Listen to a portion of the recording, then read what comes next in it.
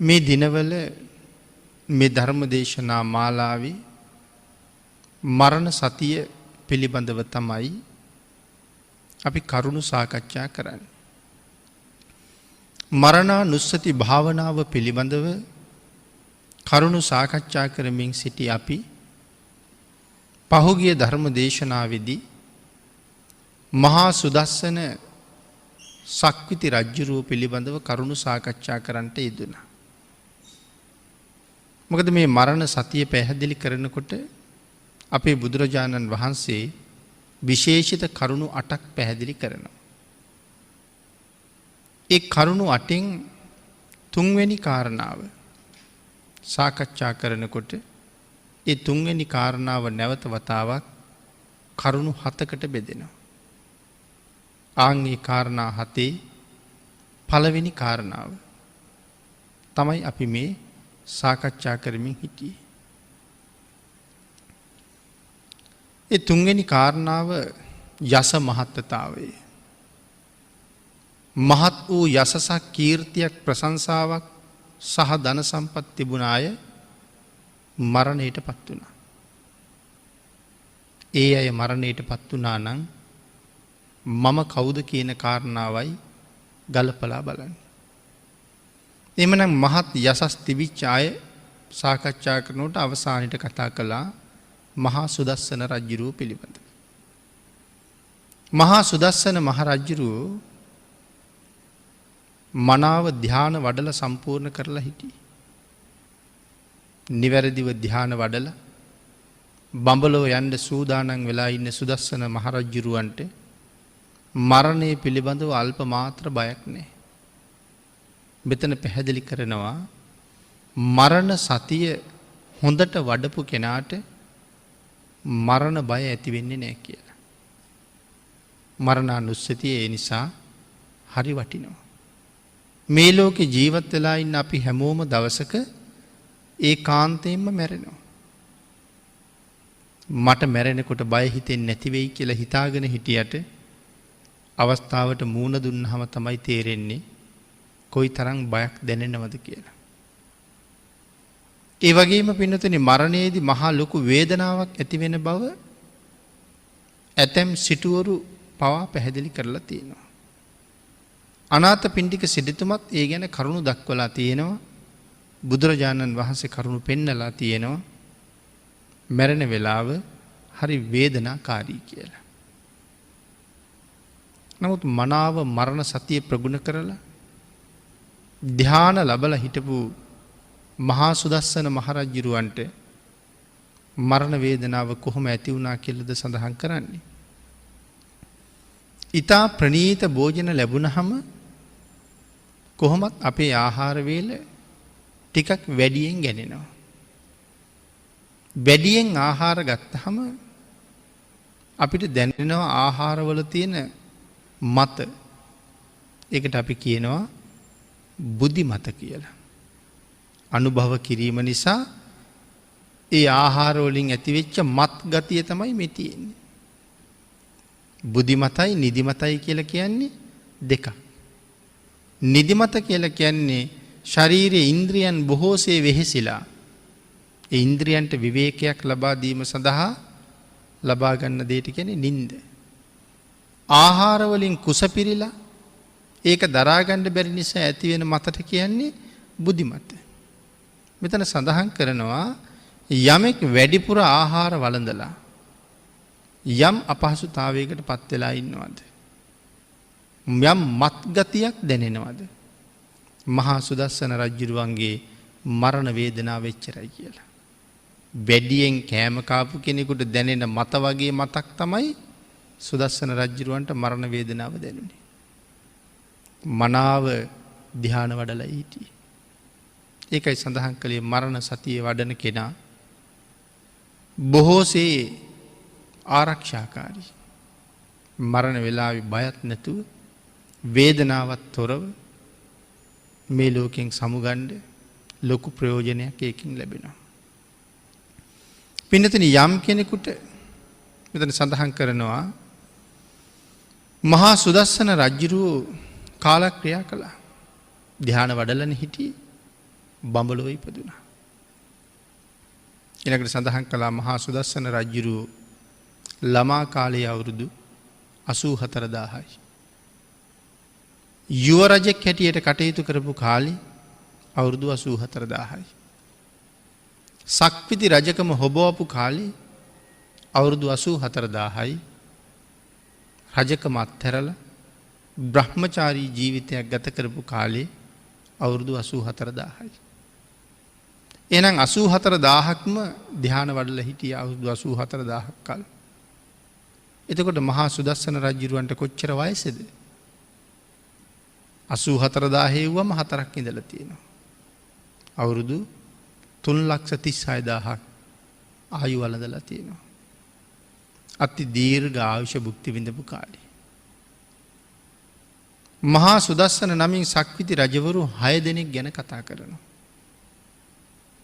මේ සක්විති රජවරු 6 දෙනාම කවුද? වෙන කවුරුවත් නෙමෙයි. ඒ අපේ මහා බෝසතාණන් වහන්සේමයි කියලා කියනවා. ආනන්ද ස්වාමින් වහන්සේ මතක් කළා ස්වාමීනි භාග්‍යතුන් වහන්සේ කුසිනාරාව වගේ පුංචි රාජධානියක පිරිනිවන් පාන්න වඩින්නේ ඇයි? බුදුරජාණන් වහන්සේ සඳහන් කළ ආනන්ද එහෙම කියන්න එපා. මේ කුසිනාරාව මේ ලෝකෙ තිබිච්ච අති ශ්‍රේෂ්ඨ රාජධානියක්. 84000ක් නගරවල ප්‍රධාන නගරය මේක. සුදස්සන මහරජුරුවන්ගේ කුසාවතී රාජධානිය. එදා කුසාවතී රාජධානිය මෙදා කුසිනාරා නමින් හඳුන්වලා තිබුණා. පසු කාලයක බඹලොව උපදින මහා සුදස්සන මහරජුරුව අපේ බුදුරජාණන් වහන්සේ ආනන්ද ස්වාමින් වහන්සේටයි සඳහන් කළේ ආනන්ද ඒ කාලේ වෙන කෙනෙක් නම් මහා සුදස්සන හැටියට හිටිය නෙමෙයි. එහෙම හිතන්නත් එපා ආනන්ද. ආනන්ද එදා මහා සුදස්සන නමින් සක්විති රජකම හෙබෙව්වේ අද ඔබේ භාග්‍යතුන් වහන්සේමයි කියලා. එහෙනම් මෙදා සිද්ධාර්ථ මහ බෝසතාණන් වහන්සේ තවත් සක්විති රාජ්‍යයක් තමයි අත්හැරලා ගියේ. ඒ මේ බෝධිසත්ව ධර්ම සම්පූර්ණ කරන කාලේ හම්බ වෙච්ච එකම සක්විති රාජ්‍ය නෙමෙයි. ලක්ෂ ගණන් සක්විති රජකම භුක්ති විඳලා තියෙනවා. ලක්ෂ ගණන් ආත්මවල. ඒ හින්දා මේක තවත් අලුත් කාරණාවක් නෙමෙයි මහබෝසතාණන් වහන්සේට. ඊළඟට පින්නතුනි සඳහන් කරනවා මේ මහා සුදස්සන රජුරවන්ට කුළු ගෙවල් 84000ක් තිබුණා. අපි මේ කරුණු 9 වෙනි දේශනාවේ කතා කළා. මාලිගා 84000ක් තිබුණා. ස්ත්‍රී රතනයේ ප්‍රධාන කරගත්ත ඒවන් ස්ත්‍රීන් 84000ක් හිටියා. අහසින් යන ඇත්තු අශ්වයෝ 84000 හිටියා. රත්තරන් වලින් පලන්දපු අති විශේෂිත වූ රත 84000ක් තිබුණා. කැමති ඕනෑම වෙලාවක කිරිදවන්න පුළුවන් දෙන්නු රත්තරන් 60 අන්දවලා 84000ක් හිටියා. උදකප්පසාද මාණික්‍ය 84000ක් තිබුණා. මේ වාගේ රජුරුවන්ගේ ශ්‍රී විභූතිය යම් ප්‍රමාණයක් මහා සුදස්සන සූත්‍රයේ සඳහන් අවසාන කරුණු ටිකක් අපි සාකච්ඡා කළා. ආන් ඒ සියලුම සැප සම්පත් අත්හැරලා දාලා යන්න කියලා මට කියන්න කියලයි සුබද්දා දේවියට අවසානයේ මතක් කරන්නේ. සුබද්දා දේවිය කියන්නේ මේ දේවල් භුක්ති විඳ තව දීර්ඝ කාලයක් ඉන්න. රජුරු කියනවා නෑ එහෙම නෙමෙයි මම කැමති මේ දේවල් අත්හැරලා යන්න මට කියන්න. මේ විදිහට සඳහන් කරාම සුබද්දා දේවිය ඒ විදිහටම නැවත තමන්ගේ කාර්යභාරය සම්පූර්ණ කළා. විශේෂයෙන් මහා සුදස්සන රජුරු කොයිතරම් සම්පත් අත්හැරලාද ගියේ මේ විදිහට කතා කරාම. එතකොට සුදස්සන මහරජුරුවන්ට තිබිච්ච ආයුෂ 84000 අපිට ඒකෙන් එකක්වත් නැහැ. ඒ එකත් 10ට විතර බෙදහම ඒ 10න් පංගුවක්වත් අපිට ආයුෂත් නැහැ. සුදස්සන රජුරුවන්ට තිබුණ සැප සම්පත් අපිට ලබන්න තිය අපිට හිතා ගන්නවත් බෑ. සුදස්සන මහරජුරවන්ට තියෙනවා මාලිගා 84000ක්.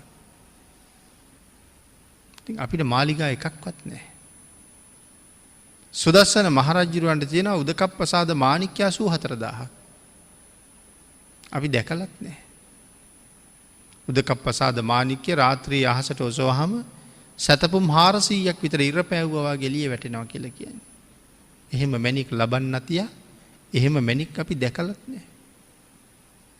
සුදස්සන රජුරුව වෙනුවෙන් උදේට බත් හැලි 84000ක් ඉදෙනවා. දවල්ටත් එහෙමයි රැටත් එහෙමයි. අපිට සමහරලාට අපේ ගෙදරත් කෑම වෙල නැහැ. එතකොට ඊට වඩා අපි කොච්චර පල්ලෙහ මට්ටමේ දින්නේ. කොච්චර දුක්ඛිත ජීවිතද අපි ගත කරන්නේ. මහ සුදස්සන රජුරුව ඒ ඔක්කොම අත්හැරලා යන්න ලැහැත්ති වෙනකොට ඒ සම්පත්තිය ගැන හිතාගන්නවත් බැරි තරම් අහිංසක වෙලා ඉන්න අපි මේ ලෝකෙ මේ තියෙන සොච්චං දේපොළට ඇලිලා දාලා යන්න බැරුව කොච්චර දුක් විඳිනවද? දාලා ගිහිල්ලත් ආපහු ඇවිල්ලා ජීවත් වෙන අයට කොච්චර කරදර කර කර ඉන්නවද? මරණය පිළිබඳව හොඳ අවබෝධයක්, මරණය පිළිබඳව මනා දැනුමක් නැති හින්දා. ආන් ඒකයි මරණ සතිය වඩන එකේ ලොකු ප්‍රයෝජනයක් තියෙනවා. අත්හැරීම මනාව පුහුණු කරවනවා මරණ සතිය. හැම වෙලාවෙම මම මැරෙන කෙනෙක්, මේ සියල්ල දාලා යන්න වෙන කෙනෙක් කියන කල්පනාව හොඳටම තියෙනවා. ජීවත් වෙන්න ඕන නිසා යමක් උපයනවා හරි හම්බ කරනවා. හැබැයි මේ හැමදේම කරන්නේ සිහි කල්පනාවෙන්. මේ කොච්චර හරි හම්බ කළත් කොච්චර ගොඩ නැගුවත් දවසක දාලා යනවා කියන කල්පනාව හොඳටම තියෙනවා. එදාට දරුවා මල්ලා වුණත් අත්හරින්න කිසිම අපහසුතාවයක් නැහැ. මරණ සතිය ප්‍රගුණ කරන එකේ ලොකු ලාභයක් තියෙනවා. ඒ නිසා පින්නතුනි, ඊළඟට මෙතන සඳහන් කළේ මේ මරණ සතිය මනාව දියුණු කරපු මහා සුදස්සන රජුරුව ගැන තව හුඟක් විස්තර තියෙනවා දීඝ නිකායේ මහා සුදස්සන සූත්‍රයේ. මීට වඩා අති විචිත්‍ර විස්තරයක් එහි අන්තර්ගතයි. පින්නතේ තව සඳහන් කරනවා මේ දල්හ නේමි හා නිමි ආදී රජවරුන් පිළිබඳව. දල්හ නේමි රජුරුව, නිමි රජුරුව පිළිබඳවත් කරුණු දක්වනවා. මේ කතාවල මේ රජවරුන් ළඟට වගේම මරණය පැමිණියා නම් ඇයි මම ළඟට එන්නේ නැද්ද? මහා සම්මත රජුරුව මැරුණා. මහා මන්දාතු රජුරුව මැරුණා. මහා සුදස්සන රජුරුව මැරුණා. මහා සැප විඳපු දල්හ නේමි රජුරුව මැරුණා. අප්‍රමාණ පින් කර කර සැපවත් ජීවිත ගත කරපු නිමි රජුරුවත් මැරුණා. මෙවන් මහා ශ්‍රේෂ්ඨ පුණ්‍යවන්තයෝ මැරිලා ගියා නම් මම වාගේ පුද්ගලයෙක් මැරෙන්නේ නැද්ද? අන්න අනුන් හා මගේ මරණය සංසන්දනය කරනවා කියලා කිව්වේ මේකයි. ඒ අයත් මැරුණා නම් මම මැරෙන්නේ නැද්ද? ඒ වාගේ බලවන්තයන්ටත් මරණය උරුම නම් මාව මරා ගන්නවා කියන එක මාරයට ඊටාම සුළු වැඩක්. ආන් ඒ කාරණාව හොඳට මෙනෙහි කරන්න කියලා මෙතන සඳහන් කරන්නේ. මහා යසා රාජවරා, මහා පිරිවර සහිත උතුම් රජවරු, මහා සම්මතාදයෝ, මහා සම්මතාදී මහරජවරු තේපි මච්චු වසං පත්තා, ඔවුන්ද මේ මරණයට ගොදුරු වුණා. මාදියේසු කතාව කාති, මම වගේ කෙනෙක් ළඟට මරණය කෙසේ නොපැමිණෙන්නේද කියලා හැම වෙලාවෙම මෙනෙහි කරන්න කියලා කියනවා. ඊළඟට පින්නතුනි මෙතන සඳහන් කරනවා යස මහත්තතෝ කියන කාරණාවයි අපි මේ සාකච්ඡා කරමින් හිටියේ. මරණය ගැන හිතන ක්‍රම 7ක් පළමු ක්‍රමයේ සඳහන් වුණ ආකාරයෙන් එක කොටසක් යස මහත්තතෝ. මහත් වූ යසස, කීර්තිය තිබුණ, ප්‍රශංසා තිබින, ලෝකයාගේ බොහෝසේ ගරු බුහුමනට ලක්වුණ මිනිස්සු මැරිලා ගියා, රජවරු මැරිලා ගියා. ඊළඟට පින්නතුනි මේ කාරණාව තේරුම් ගන්න තවත් කරුණු රාශියක් සඳහන් කරනවා. මහා මන්දාතු, මහා සුදස්සන, නිමි ආදී රජවරු ගැන සූත්‍රවල සඳහන් තොරතුරු වලින් තව තව කරුණු බොහෝසේ දැනගන්න පුළුවන් කියලා මෙතන කරුණු දක්වනවා. අපි මේ මරණ සතිය පිළිබඳව කතා කරනකොට ඒ චරිත පිළිබඳව බොහොම ස්වල්ප ප්‍රමාණයයි සාකච්ඡා කළේ. ඊට වඩා ඒ චරිත කොච්චර ගාම්භීරද කියලා අපේ සූත්‍ර ධර්මවල තියෙනවා. ඒ රජවරු කොච්චර බල සම්පන්නද කියලා අපේ සූත්‍ර ධර්මවල තියෙනවා. ඒ අයට තිබිච්ච සම්පත් කොච්චරද? ඒ තරම් බලවත් අය ළඟටත් මරණය ආවනම් මම කවුද කියලා ආපහු හිතන්න ඕනේ. මාරයාට මම නිකම් මේ සුළඟින් අරගෙන යන පරඬල් කොලයක් තරම්වත් එහෙනම් වටින්නේ. කොයි වෙලාවෙ මගේ ජීවිතේ මරා ගනීද කියලා අපි කවුරුවත් දන්නෙත් නැහැ. දෙවෙනි කාරණාව තමයි පුඤ්ඤ මහත්තතු. මහා පින් තිබුණාය. එතකොට මේ කවුරු ගැනද සඳහන් කරන්නේ?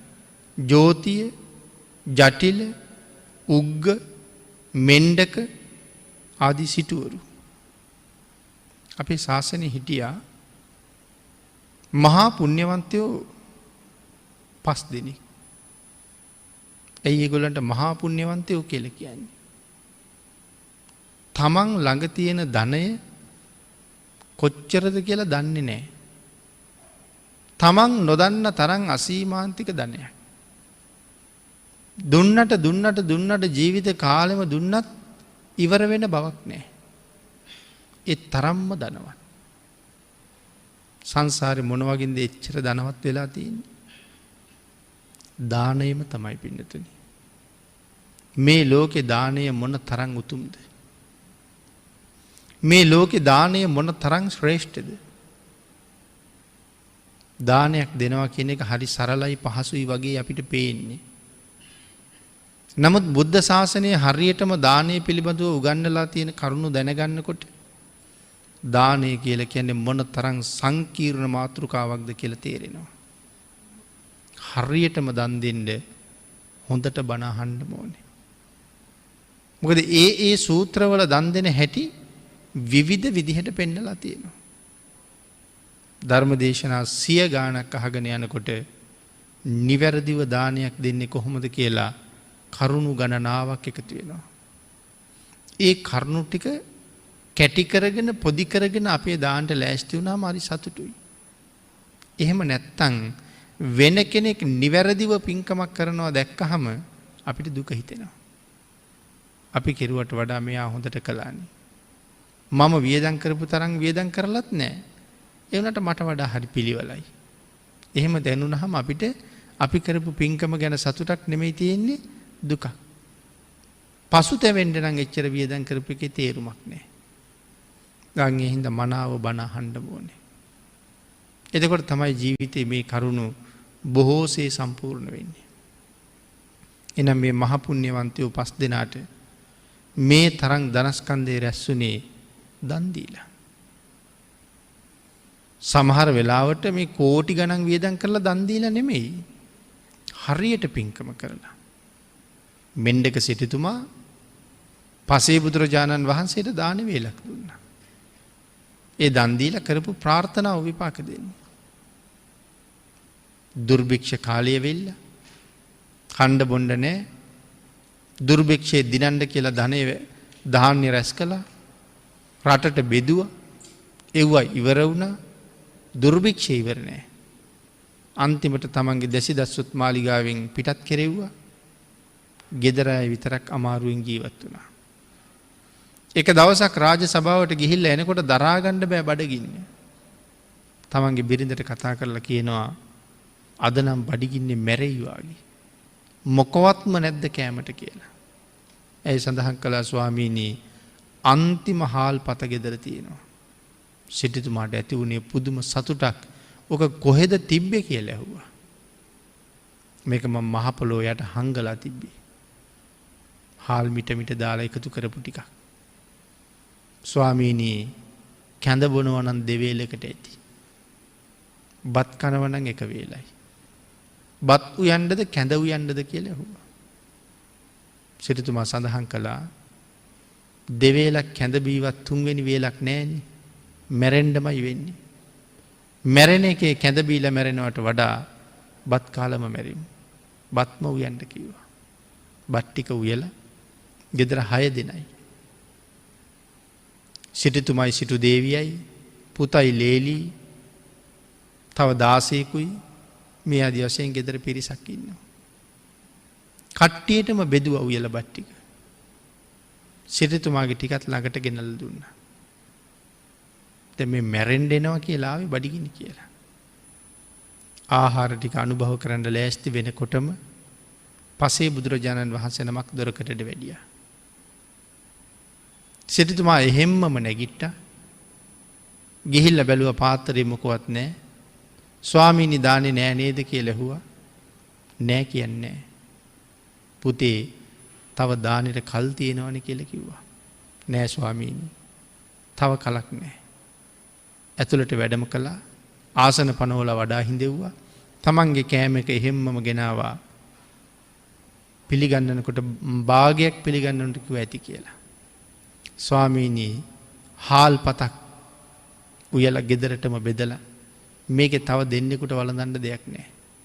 මට මෙලවින් සංග්‍රහය එපා. පෙර ජීවිතවල මං දන් දීපු නැති බව සත්‍යයි. ඒකයි මෙච්චර දුප්පත්කම. කණ්ඩ නැතුව මැරෙන්න වෙලා තියෙන්නේ.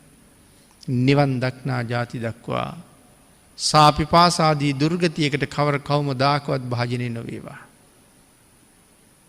එහෙම කියලා තමයි පිළිගන්නේ. මං දන් දීපු නැති හින්දායි දුප්පත්කම. මේ දාන වේල මට ඒකට හේතු වෙන්න ඕනේ.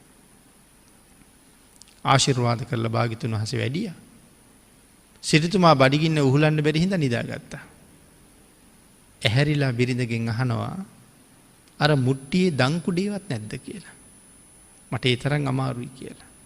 ඒ වෙනකොට මුට්ටිය හොදලා නමලා ඉවරයි. හැබැයි අතීත බිරින්දෑව තමන්ගේ ස්වාමියාට නෑ කියන වචනේ කීවේ නෑ. ස්වාමීනි මුට්ටියත් හොදලා ආපහු නැමුවා කියලා කීවේ නෑ. ඇය දන්නවා ඇයම තමයි හේදුවේ. නමුත් කිව්වේ මම බලලා එන්නම් කියලා. ගිහිල්ලා කෝකටත් මුට්ටිය ඇරලා බැලුවා. බලනකොට මුළු මුට්ටියම බත් වලින් පිරීලා. බොහෝම සතුටින් තමන්ගේ දානේ විපාකේ ලැබිලා බව දැනගත්තා. මොකද මේ 6 දෙනා ගෙදරම කට්ටිය තමන්ගේ ආහාර ටික පිළිගන්නවා. පස්සේ භාග්‍යතුන් වහන්සේට එක එක ප්‍රාර්ථනා කරලා සිටුතුමාටත් දුන්නා, ගෙදර අයටත් දුන්නා. තව ඉවර නැහැ. අසල්වැසියන්ටත් බෙදුවා. තවත් ඉවර නැහැ. ගමටත් බෙදුවා. තවත් ඉවර නැහැ මුට්ටිය. ඊට පස්සේ අඬබෙර ලැබුවා. බඩගිනි ඇත්තෝ සිටුමාලිගාවට එන්න කියලා. ගමේ රටේ මැරෙන්නේ නැතුව ජීවත් වෙලා ඉන්න මිනිස්සු පිඟන් අරගෙන සිටු ගෙදර බත් උපන්නා කිය කෑ ගහ ගහ පොලිමේ එනවා. දුන්න දානේ එවලෙම විපාක දුන්නේ නැහැටි. ආන්ගේ පිනත් එක්ක තමයි අපේ ශාසනයේ ඉපදිලා තමන්ගේ ධනෙ කොච්චරද කියලාවත් හිතා ගන්න බෑ. මේක හරි අසිරිමත් කාරණාවක්, කතාවක්. කෙටියෙන් සිහිපත් කළේ. හිත පහදවාගෙන දුන්න දානේ. ඒකයි මං කිව්වේ ලක්ෂ ගණන් කෝටි ගණන් වියදම් කරලා දෙන එක නෙමෙයි කාරණාව. නිවැරදිව හිත පිහිටවාගෙන දෙන දානේ වටින්නේ. මේ 5 දෙනාගෙන් මහම සිටුවරයා වගේ අමිත භෝගී සිටුවරු 5 දෙනාම කොච්චර ධනෙ දන්නේ. නමුත් මේ අයගෙන් මහා ධනස්කන්ධයක් තිබිච්ච කෙනෙක් මේ 5 දෙනාගේ පළවෙනියා වගේ හිටිය ජෝතිය සිටුතුමා. ජටිල කියලා සිටුවරියකුත් ඉන්නවා මේ 5 දෙනා අතර. දැන් බලන්න ඒගොල්ලන්ගේ පරතරي. ජටිල සිටුතුමා කහවණු ලක්ෂයක් වටින වස්ත්‍රයක් පැත්තක දාලා තිබ්බ කවුද ගන්නෙ බලන්න. මේක ගන්නෑ කවුරුවත්. ඒ තරම් වටිනවා. ජෝතිය සිටුතුමා දවසක් මේක අහුලලා ගත්තා. අරගෙන තමන්ගේ ගෙදර වැඩ කරන දාසියට දුන්නා. කහවණු ලක්ෂයක් වටින වස්ත්‍රයේ දාසියට දුන්නාම දාසිගේ මූණ නරක් වුණා කියලා සඳහන් කරලා තියෙනවා. අපේ සිටුතුමා මගෙත් එක්ක අමනාප වෙලාද? මගෙන් කිසි වරදක් වුණාවද්ද කියලා කල්පනාව. පස්සේ ඇහුවා මං අතින් මොකවත් වරදක්වත් වුණාද? ඇයි ඒ කියලා ඇහුවා. නෑ ස්වාමීනි අර වස්ත්‍රය මට දුන්නේ. ඒ තරම් නොවටිනා එකක්. දැන් දාසිට දුන්න මේ කහවණු ලක්ෂයක් වටින වස්ත්‍රේ ඇයි කියනවා ඒ තරම් නොවටිනා එකක් මට දුන්නේ කියලා. සිටුතුමායට කියනවා ගත දවට ගන්න දුන්න නෙමෙයි පාපිස්සට දාගන්න දුන්නේ කියලා. එතකොට සිටු මාලිගාවේ දාසි ඇඳපු ඇඳුම කොහොම වෙන්නේ නැද්ද? ඒ මාලිගාවේ දාසිය අඳින ඇඳුමත් කහවණු ලක්ෂයකට වඩා වටිනවා නම් සිටුවරු ඇඳපු ඇඳුම් කොහොම වෙන්නේ නැද්ද? සිටුවරුන්ගේ භෝජන කොහොම තියෙන්නේ නැද්ද? අන්තිමට ජෝතිය සිටුතුමා සේරමත් හැරලා අපේ බුද්ධ ශාසනයේ පැවිදි වෙලා රහත් වෙලා පිරිනුවම් පෑවා. විශාකා මහ උපාසිකාව බුදුරජාණන් වහන්සේට පන්සලක් හැදුවා. කුටි 1000කින් යුක්තයි. යට මහල 500යි උඩු මහල 500යි.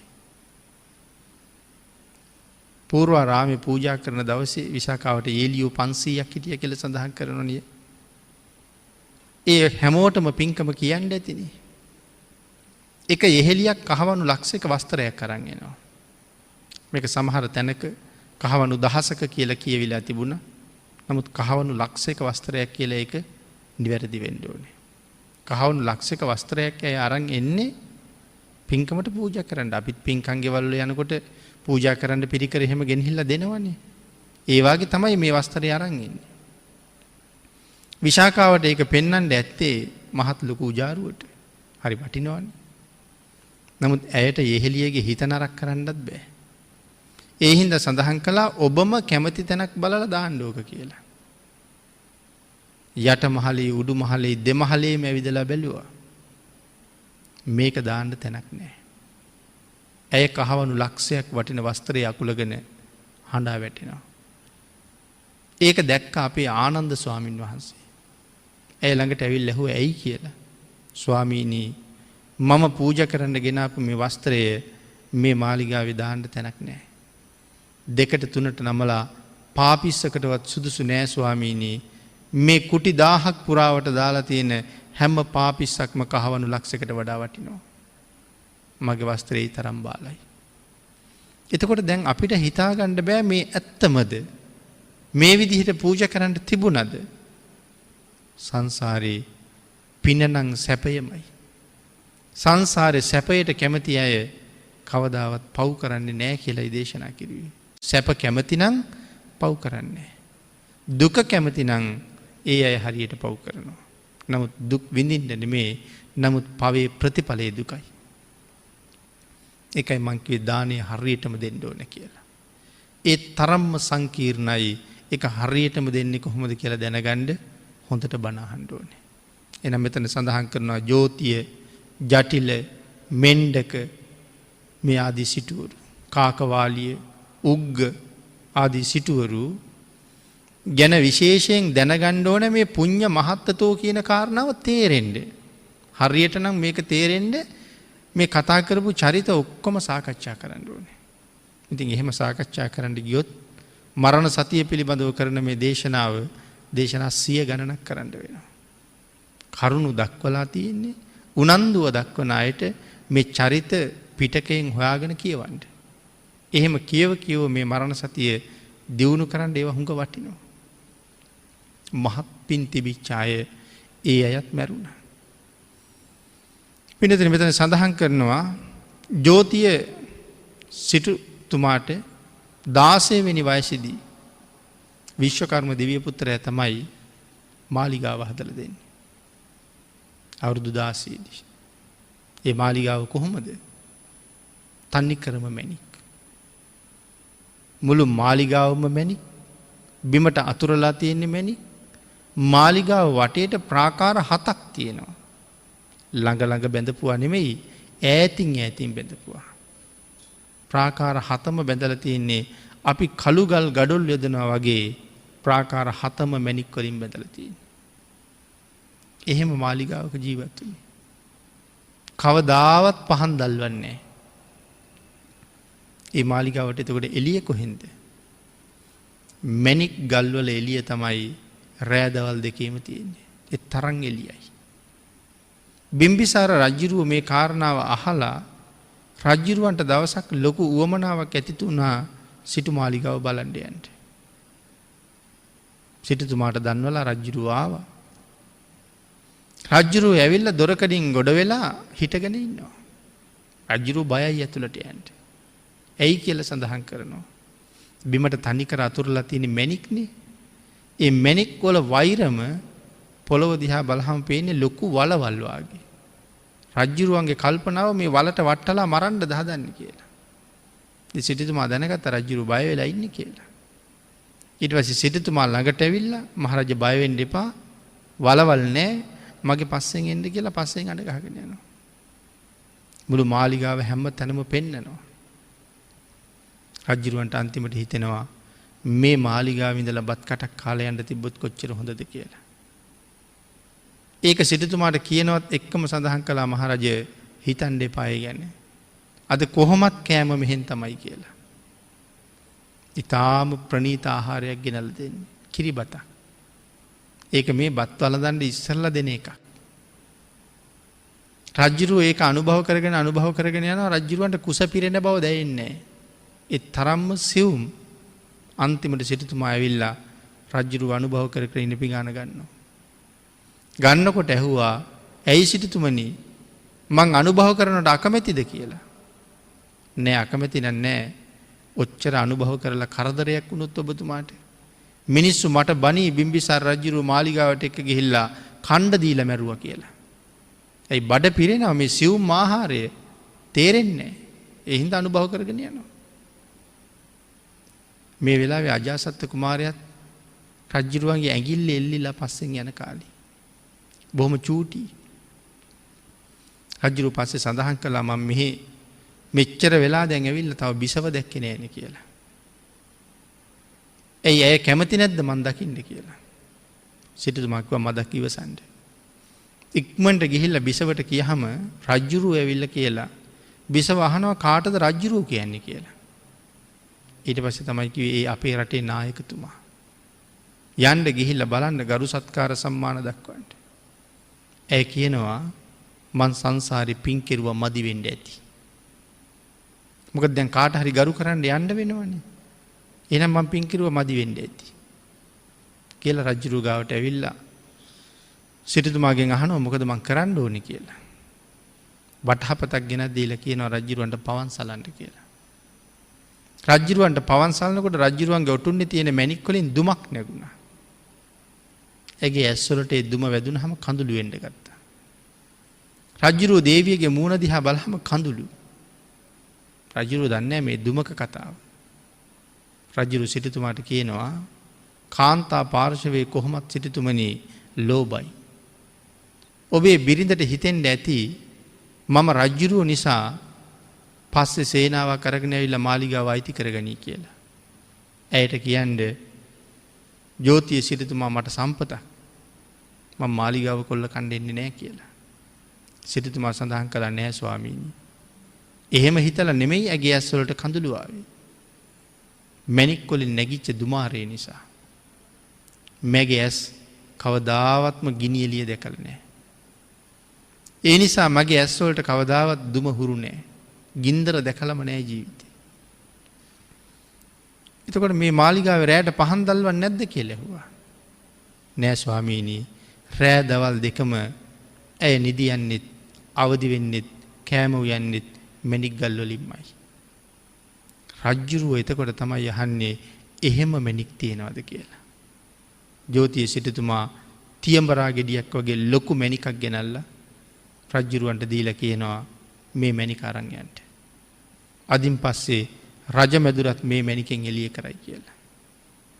දැන් එතකොට බලන්න මේ සිටු මැදුරේ ජීවත් වෙච්ච අය විඳලා තියෙන සැප අපිට අහනකොටත් පුදුමයි ඇත්තද කියලාත් සැකයි. ඒ තරම් සැප සම්පත් විඳපු සිටුතුමත් සිටු දේවියත් දැසි දස්සොත් අද ඒ කවුරුවත් නැහැ. ඒ ඔක්කොටම මොනවා වුණාද? ඒ සියලු දෙනාම මැරිලා. අජාසත් කුමාරයා කල්පනා කළා මගේ තාත්තා වාගේ මෝඩෙක් මේ තරම් මාලිගාවක් දැකලා මේක අයිති කරගන්නේ නැහෙනි. රටේ රජුරුව වෙලා මම රජවෙච්ච දවසට මේ මාලිගාව මගේ කරගන්නවා. බිම්බිසාර රජ්ජුරුව අපවත් වුණා. පස්සේ අජාසත්ත රජ්ජුරුවන්ට මේක මතක් වුණා මාලිගාව. පිරිසක් අරගෙනාවා මාලිගාව කොල්ලකන්ට කියන අත්පත් කරගන්න යුද්ධෙට. ජෝතිය සිරිතුමාගේ පිනට මේ ප්‍රාකාර 7ේම යක්ෂයෝ 7 දෙනෙක් ඉන්නවා. පළවෙනි ප්‍රාකාරය යක්ෂයෝ 1000ක් ඉන්නවා, දෙවෙනි ප්‍රාකාරය 2000ක් ඉන්නවා, තුන්වෙනි ප්‍රාකාරය 3000ක් ඉන්නවා, හත්වෙනි ප්‍රාකාරයේ ප්‍රධාන යක්ෂයාත් එක්ක යක්ෂයෝ 7000ක් ඉන්නවා. සිරිතුමාගේ පිනට සිරිතුමා ආරක්ෂා කරන්න ඉන්නේ. පළවෙනි ප්‍රාකාරය ගාවට ඇවිල්ලා මගදී නතර වෙලා බලහම කඩු ආයුධ අරගත්ත විශාල පිරිසක් ඉන්නවා. ප්‍රාකාරයෙන් එහා පැත්තේ වගේ. රජුරු පිරිස නැවැත්තුවා. ආවේ ලේසි වෙයි කියලානේ වැඩි. ලේසි නෑ, තමන්ගේ සෙනග වගේම සෙනගක් ඉන්නවා. ඇත්තටම සෙනගක් හිටියද? සෙනගක් නෑ එතන. රජ්ජුරුව අරගෙන එන පිරිස නැවත පරාවර්තනය වෙලා පේනවා අර මැණික් ප්‍රාකාරයෙන් තමන්ගේ පිරිසම තමයි මේ පේන්නේ. රජ්ජුරුවන්ගේ කල්පනාව පිරිසක් ඉන්නවා කියලා. අන්තිමට යමකාලී යක්ෂයා රජ්ජුරුව පස්සේ පැන්නුවා. පිරිස දීවා රජ්ජුරුව ගිහිල්ලා විහාරයට පැන්නා. ධර්මදේශනාවට තියෙන කාලේ නිමා වෙලා නිසා පුඤ්ඤ මහත්තතු මහ පිංකම් කරපු අය පිළිබඳව කරුණුයි අපි මේ සාකච්ඡා කරමින් ඉන්නේ. අන්තිමට එවන් මහා පුණ්‍යවන්තයොත් මරුණා නම් මම කවුද කියන කාරණාව ගලපණ්ඩයි මේ ටික සාකච්ඡා කරන්නේ. එහෙමනම් කාලේ නිමා වෙලා නිසා මරණ සතිය පිළිබඳව සිදු කරන 10 වෙනි ධර්ම දේශනාව මේ විදිහට නිමා කරන්නයි අපි සූදානම් වෙන්නේ.